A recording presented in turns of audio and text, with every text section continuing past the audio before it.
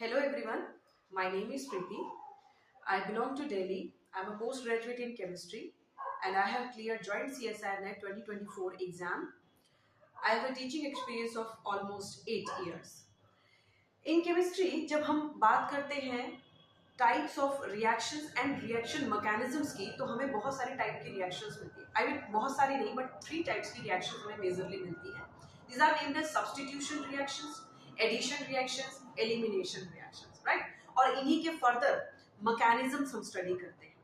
तो इन 3 major types में से आज मैं आपको सबसे पहले क्लियर करवाऊंगी, सबसे पहले समझाऊंगी इसमें से सब्स्टिट्यूशन रिएक्शंस. ओके, हम सबसे पहले डिस्कस करेंगे सब्स्टिट्यूशन रिएक्शंस. ओके, हम बात करेंगे आज सब्स्टिट्यूशन रिएक्शन में क्या कि what are substitution reactions. Okay, what are substitution reactions, basic idea क्या है इन रिएक्शंस का. ठीक है, कौन कौन से इनके मैकेनिज्म्स पॉसिबल होते हैं सब्स्टिट्यूशन होने के लिए, कौन कौन से मैकेनिज्म्स पॉसिबल है.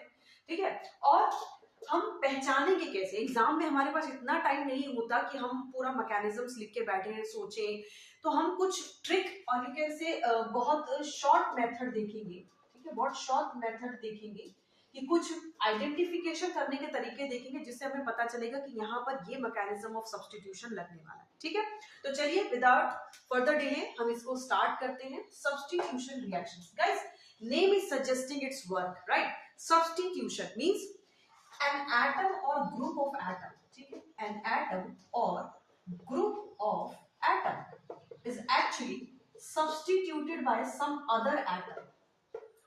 ठीक है, कोई मॉलिक्यूल में एक एटम या पूरा ग्रुप ऑफ एटम्स किसी और मॉलिक्यूल, किसी और एटम से, किसी ग्रुप ऑफ एटम से क्या हो जाएगा, सब्स्टिट्यूट हो जाएगा, उसको हटा करके वो अपनी जगह बना लेगा. ठीक है, इसी को हम क्या बोलते हैं, सब्स्टिट्यूशन रिएक्शन बोलते हैं, राइट.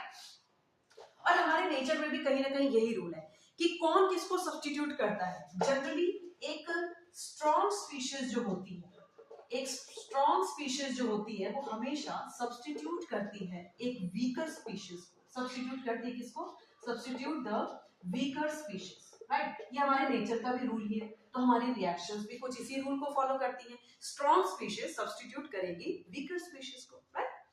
अच्छा, इस सब्स्टिट्यूशन रिएक्शन के 2 मेजर टाइप्स कहलाते हैं. पहला कहलाता है न्यूक्लियोफिलिक सब्स्टिट्यूशन रिएक्शन. ठीक है, और दूसरा होता है electrophilic substitution reaction. Electrophilic substitution reaction, ये नाम हमने किस बेस पर रखा है, आने वाला जो रिएजेंट है, आने वाला जो अटैकिंग स्पीशीज है, अगर वो एक न्यूक्लियोफाइल है, न्यूक्लियस लविंग है, ठीक है, यानी उसके ऊपर बहुत ज्यादा इलेक्ट्रॉन रिचनेस है, तो उस सब्स्टिट्यूशन को हम कहते हैं न्यूक्लियोफिलिक सब्स्टिट्यूशन रिएक्शन. लेकिन अगर आने वाली स्पीशीज एक इलेक्ट्रोफाइल है, यानी कि वो एक इलेक्ट्रॉन लविंग है, यानी उस पर आपके पास पॉजिटिव चार्ज आता है, उसको इलेक्ट्रॉन पसंद है, ऐसी कोई अटैकिंग स्पीशीज आ रही है किसी को सब्स्टिट्यूट करने के लिए, तो उस टाइप को हम बोलते हैं इलेक्ट्रोफिलिक सब्स्टिट्यूशन रिएक्शन. ठीक है, बट हम अभी कंसिडर करते हैं सबसे पहले न्यूक्लियोफिलिक सब्स्टिट्यूशन रिएक्शन को. एक एक मैकेनिज्म्स को हम अलग से देखेंगे. ठीक है, तो देखिए गाइस, जो न्यूक्लियोफिलिक सब्स्टिट्यूशन रिएक्शन है, ठीक है, होना सब्स्टिट्यूशन ही है, लेकिन सभी टाइप की सब्स्टिट्यूशन रिएक्शन में एक ही तरह का पाथ फॉलो नहीं होता है. एक्चुअली में होता क्या है, पाथ अलग अलग होने की वजह से हम कहते हैं मैकेनिज्म्स अलग अलग हो गए. और जब मैकेनिज्म्स अलग हो जाते हैं तो उनके नाम भी अलग ही होने चाहिए. तो उनके नाम यानी types of mechanisms in nucleophilic substitution we will find these majorly. हमें इन टाइप्स के मैकेनिज्म मिलते हैं. ठीक है, SNAR, एक और मैकेनिज्म होता है उसे हम बोलते हैं NGP. SN1, SN2, SNI, SNAR and NGP. Neighboring group participation, unimolecular nucleophilic substitution, bimolecular nucleophilic substitution, intramolecular nucleophilic substitution, nucleophilic substitution in aromatic compounds. ये further types करते हैं. लेकिन इन टाइप्स को समझने के लिए सबसे पहले आपको ये 2 बेसिक्स जो होते हैं ना, बिल्कुल SN1 और SN2, ये हमें सबसे पहले अच्छे से समझ में आने चाहिए, तभी आप बाकी के सब्स्टिट्यूशन को समझ सकते हैं. ठीक है, तो यानी हमारा टारगेट आपको समझ में आ गया. सबसे पहले हमें SN1 और SN2 की कहानी को अच्छे से समझना होगा. ठीक है जी, देखिए गाइस, सब्स्टिट्यूशन में बेसिक आइडिया क्या है, बेसिक आइडिया क्या है, हम न्यूक्लियोफिलिक सब्स्टिट्यूशन कह रहे हैं, तो आने वाली अटैकिंग स्पीशीज एक न्यूक्लियोफाइल होगी. और सभी न्यूक्लियोफिलिक सब्स्टिट्यूशन का बेसिक आइडिया क्या है कि आपके पास एक सबस्ट्रेट होगा. ठीक है, आपके पास एक सबस्ट्रेट होगा, आपके पास आने वाला एक न्यूक्लियोफाइल होगा जो इसको सब्स्टिट्यूट करेगा। होगा क्या, इस लिविंग ग्रुप को, पहले से जो प्रेजेंट एक स्पीशीज है जिसको बाहर जाना है, जो कि वीकर है, इसके कंपैरिजन में इसको सब्स्टिट्यूट करेगा न्यूक्लियोफाइल, यानी आपके पास ये प्रोडक्ट बनेगा। कैसा प्रोडक्ट है ये, सब्स्टिट्यूटेड प्रोडक्ट है। और जो ये स्पीशीज पहले से इसमें प्रेजेंट थी, ये अपने इलेक्ट्रॉन लेकर के बाहर चली जाएगी। ठीक है, तो इसी को हम बोलते हैं न्यूक्लियोफिलिक सब्स्टिट्यूशन रिएक्शन। ये हमारा बेसिक आइडिया है। ठीक है, ये अपना क्या है, अटैकिंग स्पीशीज है, अटैकिंग स्पीशीज है। ठीक है जी, इतनी बात समझ में आती है। अब देखिए ये जो सब्स्टिट्यूशन हो रहा है, इसको हम कैसे SN1 और SN2 डिसाइड कर सकते हैं, ये थोड़ा सा हमें अच्छे से समझना होगा। यहाँ पर मैं डिस्टिंक्शन पॉइंट्स बनाती जाती हूँ, इससे आपके पास ये क्लियर हो जाएगा SN1 और SN2 कैसे डिसाइड हो रहा है। ठीक है, देखिए जो SN1 है, जिसका नाम है unimolecular nucleophilic substitution reaction, unimolecular nucleophilic substitution reaction, इसे हमें बताना है क्या है ये। तो देखिए ये सब्स्टिट्यूशन जो है, ये मैकेनिज्म जो है एक्चुअली में 2 स्टेप्स में कवर्ड होता है। ठीक है, पहला स्टेप होता है ionisation of substrate, ionisation of RX। ये जो हमारा सबस्ट्रेट है, इसका पहले क्या होगा, आयोनाइजेशन होगा, यानी ये मॉलिक्यूल सबसे पहले आयोनाइज करेगा। अब आयोनाइज करने का मतलब क्या है, आपको दिखाई दे रहा है कि ये जो स्पीशीज है, ये कोई न्यूक्लियोफाइल है, अपने इलेक्ट्रॉन पेयर लेकर के ही बाहर जा रही है। तो अगर मैं इसको आयोनाइज करके अलग कर रही हूँ, तो डेफिनेटली जब इसने इलेक्ट्रॉन यहाँ से ले लिए, बॉन्ड से इलेक्ट्रॉन अपने पास ले लिए, तो जो बनने वाला हमारा एल्काइल ग्रुप होगा वो डेफिनेटली पॉजिटिव चार्ज के साथ बचेगा। इसका मतलब हमारा जो एल्काइल ग्रुप है सबसे पहले पॉजिटिवली चार्ज स्पीशीज में कन्वर्ट होगा। इसी को हम बोलते हैं, यहाँ पर सबसे पहले होगी कार्बोकैटायन फॉर्मेशन। ठीक है, कार्बोकैटायन फॉर्मेशन। देखिए मैं आपके सामने कायरल कार्बन ले रही हूँ, इसमें मैंने चारों ग्रुप अलग अलग लगा दिए हैं, R3, R4, R2 and R1 कर दिया। ठीक है, कायरल कार्बन है, मतलब चारों ग्रुप्स अलग अलग हैं। और इसका मैंने सबसे पहले इस स्टेप के थ्रू क्या करवाया, आयोनाइजेशन करवाया। आयोनाइज सॉरी, ये ग्रुप हमें अलग नहीं लेना, हमें क्या करना होगा, हमें एक स्पीशीज दिखानी होगी जो कि अलग होगी, न्यूक्लियोफाइल एक अलग होगा आयोनाइजेशन के थ्रू। तो यहाँ पर ये मॉलिक्यूल जो है कुछ इस तरीके से आपका sp2 हाइब्रिडाइजेशन में कन्वर्ट हो जाएगा, क्योंकि ये पॉजिटिवली चार्ज स्पीशीज बन चुकी है। अभी ये कैसा हाइब्रिडाइज मॉलिक्यूल था, sp3, अब कैसा हो चुका है, sp2। ठीक है, ये प्लेनर मॉलिक्यूल हो गया। नाउ सेकंड स्टेप क्या होता है, सेकंड स्टेप में अटैक होता है हमारे आने वाली स्पीशीज का, यानी अटैक होगा न्यूक्लियोफाइल का। तो ये जो हमारे पास प्लेनर मॉलिक्यूल बनके आया है, प्लेनर मॉलिक्यूल बनके आया है, यहाँ पर मैंने R1, R2 और R3 लिखे हैं।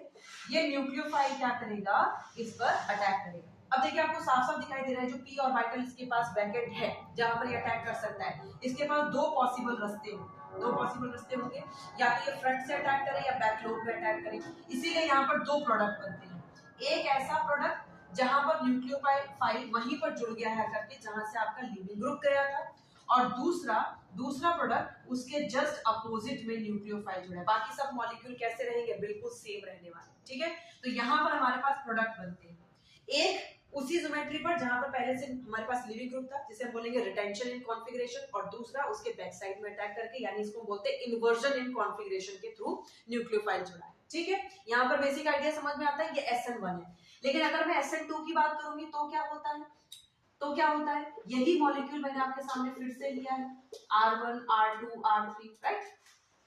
और अब क्या होगा, ये जो न्यूक्लियोफाइल है इसके आयोनाइज होने का इंतजार ही नहीं करेगा, वो इसके पास पहले से ही, इसको पहले ही अटैक कर देगा, इसका भी निकलना हो भी नहीं पाया है और ये इसको पहले से क्या कर देगा, अटैक कर देगा। ठीक है, तो यहाँ पर एक ही स्टेप में रिएक्शन हो रही है, SN2 में एक ही स्टेप में रिएक्शन हो रही है, वहीं SN1 में दो स्टेप में रिएक्शन हो रही है। ये 1 और 2 से बच्चे कंफ्यूज हो जाते हैं, हमें बिल्कुल भी कंफ्यूज नहीं होना है। ठीक है, होगा क्या, यहाँ पर एक ट्रांजिशन स्टेट तैयार होती है जिसमें न्यूक्लियोफाइल अपना बॉन्ड बनाने की कोशिश कर रहा है, वहीं हमारा लिविंग ग्रुप जाने की कोशिश कर रहा है। ठीक है, ये एक्चुअल बॉन्ड्स नहीं है, ये सिर्फ फोर्स ऑफ अट्रैक्शन से जुड़े होंगे, ये आने की कोशिश में है, ये जाने की कोशिश में है। इसे हम बोलते हैं हमारी एक ट्रांजिशन स्टेट तैयार होती है। ये एक कैसा है, ये हमारा इंटरमीडिएट है, बट यहाँ पर हमें कोई इंटरमीडिएट नहीं मिलेगा, यहाँ क्या मिलेगी, हमें ट्रांजिशन स्टेट मिलती है। ठीक है, नेक्स्ट ट्रांजिशन स्टेट में, ट्रांजिशन स्टेट से नेक्स्ट स्टेप क्या आएगा, ये निकल जाएगा और न्यूक्लियोफाइल जो है वो जुड़ा रह जाएगा। तो देखिए यहाँ पर हमें एक चीज साफ साफ दिखाई दे रही है कि न्यूक्लियोफाइल ने एक ही तरह की पोजीशन ऑक्यूपाई करी है, वो भी है बैक वाली, यानी कि SN2 में आपको जो प्रोडक्ट मिलेगा वो हमेशा इन्वर्टेड प्रोडक्ट ही मिलेगा। ये पहली बात हमें क्लियर होती है। ठीक है, समझ में आई बात? ये हो गया आपके पास SN1 और SN2 का मैकेनिज्म इस तरीके से, ठीक है। अब देखिए हमें ये तो समझ में आ गया कि SN1 इस तरह से चलेगा और SN2 इस तरीके से चलेगा, ठीक है। लेकिन पेपर में हम कैसे समझेंगे, पेपर में हम कैसे समझेंगे कि हमें SN1 मैकेनिज्म को फॉलो करना है या SN2 मैकेनिज्म को फॉलो करना है? तो आपको ये ट्रिक, आपको एक तरह से ये शॉर्ट मेथड याद रखना है, रिमेंबर दिस, ओके। ये बहुत बहुत इंपॉर्टेंट हो जाता है। देखिए हमें कैसे पता चलेगा, जो RS सबस्ट्रेट आपका दिया गया है, सबस्ट्रेट आपका अगर टर्शरी वाला RS है, या R जो है आपका टर्शरी एल्काइल ग्रुप है, ठीक है, टर्शरी एल्काइल ग्रुप है, तो इसके साथ आप कोई भी न्यूक्लियोफाइल ले लो, एनी न्यूक्लियोफाइल आप दे दो, बाहर से जो अटैकिंग स्पीशीज है कुछ भी दे दो, ये हमेशा हमेशा SN1 को फॉलो करेगा, कार्बोकटाइन वाले मेथड को, मैकेनिज्म को फॉलो करेगा। ऐसा क्यों? क्योंकि कार्बोकटाइन वहां स्ट्रॉन्ग होगा जहां जितने ज्यादा इलेक्ट्रॉन रिलीजिंग ग्रुप्स होंगे, और टर्शरी एल्काइल ग्रुप में बहुत तीनों तरफ से एल्काइल ग्रुप्स होंगे, जिसकी वजह से वो बहुत स्ट्रॉन्ग कार्बोकटाइन फॉर्मेशन करता है, ठीक है। तो आपको टर्शरी एल्काइल ग्रुप के केस में हमेशा याद रखना है कि न्यूक्लियोफाइल कोई भी आ जाए, आपको हमेशा क्या जाना है, SN1 मैकेनिज्म को फॉलो करना है, पहले ट्रिक, ठीक है। दूसरा ट्रिक क्या कहता है? दूसरा ट्रिक ये कहता है भाई प्राइमरी एल्काइल ग्रुप अगर आपको दे दिया जाए, मतलब ये जो R ग्रुप है ये कौन सा है, प्राइमरी है, ठीक है, तो इसमें भीड़ भड़ाका कम है, इसमें क्राउडीनेस बहुत कम है, जिस वजह से न्यूक्लियोफाइल को बहुत अच्छी अप्रोच मिलती है बैक साइड से अटैक करने की। तो इसके साथ कोई भी न्यूक्लियोफाइल दे दीजिए आप, ये हमेशा फॉलो करेगा SN2 मैकेनिज्म को, क्योंकि यहाँ पर इलेक्ट्रॉन की क्राउडिंग जो है, मॉलिक्यूल के अंदर जो क्राउडिंग है, बॉन्ड्स की क्राउडिंग जो है वो बहुत कम है, सबसे कम है, इसीलिए न्यूक्लियोफाइल को बैक साइड अटैक बहुत अच्छा मिलने वाला है। तो ये SN2 मैकेनिज्म को ही जाएगा, यानी टर्शरी के केस में आपको टेंशन नहीं, प्राइमरी के केस में आपको टेंशन नहीं है। अब आते हैं हम लोग ऐसे RX ग्रुप, ऐसा R ग्रुप सबस्ट्रेट में अगर वो सेकेंडरी ग्रुप है, सेकेंडरी एल्काइल ग्रुप है, तो यहाँ आपको ध्यान रखना है, यहाँ पर सारी कहानी न्यूक्लियोफाइल के थ्रू, ये एक्चुअली में दोनों को फॉलो कर सकता है, ये SN1 को भी फॉलो कर सकता है और ये SN2 को भी फॉलो कर सकता है, ठीक है। हम कैसे डिसाइड करेंगे, यानी हमारा सबस्ट्रेट डिसाइड नहीं कर पा रहा कि कौन सा मैकेनिज्म होगा, तो अब कौन डिसाइड करेगा, अब न्यूक्लियोफाइल डिसाइड करेगा, ठीक है। अगर न्यूक्लियोफाइल वीक नेचर का है, ठीक है, वीक न्यूक्लियोफाइल आपको दिया जाता है, ठीक है, वीक न्यूक्लियोफाइल में कौन आते हैं, जैसे आपके पास एल्कोहल हो गया, जैसे वाटर हो गया, HOH मैंने आपके सामने लिखा है, यानी जिनके ऊपर आपको क्या नहीं मिलने वाला, किसी भी तरह का नेगेटिव चार्ज नहीं मिलेगा, वो वीक न्यूक्लियोफाइल्स होते हैं, उनके द्वारा ये SN1 मैकेनिज्म को फॉलो करेगा, कार्बोकटाइन फॉर्मेशन होगी, देन सेकंड स्टेप में न्यूक्लियोफाइल अटैक करेगा, इन्वर्जन प्रोडक्ट और आपका रिटेंशन इन कॉन्फिगरेशन वाला प्रोडक्ट मिलेगा, ठीक है, दो प्रोडक्ट मिलेंगे। लेकिन अगर स्ट्रॉन्ग न्यूक्लियोफाइल है, ठीक है, कैसा न्यूक्लियोफाइल है, स्ट्रॉन्ग न्यूक्लियोफाइल है, तो वो इतना स्ट्रॉन्ग है कि वो टाइम ही नहीं देगा आपके सबस्ट्रेट को कि ये पहले आयोनाइज हो जाए, तो इसमें क्या होगा, न्यूक्लियोफाइल डायरेक्ट अटैक करेगा, ठीक है, यानी ये कौन सा मैकेनिज्म फॉलो करेगा, SN2 मैकेनिज्म को फॉलो करेगा। अब स्ट्रॉन्ग न्यूक्लियोफाइल आप कैसे पहचानेंगे, जैसे यहाँ पर नेगेटिव चार्ज नहीं है, तो इन्हीं में से आप एक एक हाइड्रोजन को अगर रिमूव करते हैं तो ये नेगेटिवली चार्ज में क्रिएट हो जाएंगे, है ना, तो इसका मतलब ये सब आपके स्ट्रॉन्ग न्यूक्लियोफाइल की कहानी बन जाएंगी, और ये हमेशा किसको फॉलो करेंगे, आपके SN2 मैकेनिज्म को फॉलो करेंगे।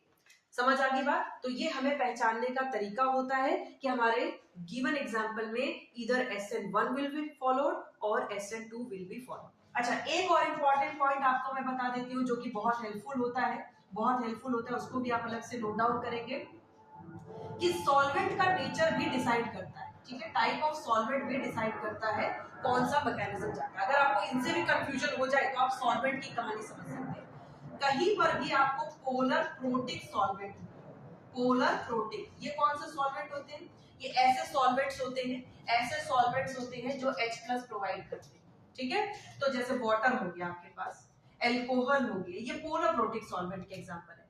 अगर कहीं भी ये सॉल्वेंट्स मिलते हैं तो ये हमेशा SN1 को ही फॉलो करेंगे, ठीक है जी, कैसे फॉलो करेंगे, SN1 को। और अगर आपको पोलर सॉल्वेंट तो मिले लेकिन एप्रोटिक हो, यानी अब वो H+ नहीं दे सकते, तो आपको हमेशा SN2 पर जाना है। इसमें आपके पास एग्जांपल जाते हैं जैसे DMF, एसीटोन, एटसेट्रा, ठीक है। DMF मतलब डाई मिथाइल फॉर्मामाइड और एसीटोन, ठीक है। यानी हमारे सामने क्वेश्चन अराइज होता है ये सॉल्वेंट किस तरह से SN1 और SN2 को अप्रोच कर रहे हैं, कैसे डिसाइड कर रहे हैं, ये हमें आगे समझना है। और फर्दर फिर हमें आगे समझना है कि SNI मैकेनिज्म क्या होगा, कहां पर अप्लाइड होगा, एरोमेटिक कंपाउंड्स में कैसे सब्स्टिट्यूशन हो सकता है, वो तो अपनी एरोमेटिसिटी जनरली छोड़ना नहीं चाहते हैं, उनके अंदर सब्स्टिट्यूशन कैसे होता है, ये हमें अपनी नेक्स्ट लेक्चर में समझना है, ठीक है। तब तक के लिए थैंक यू।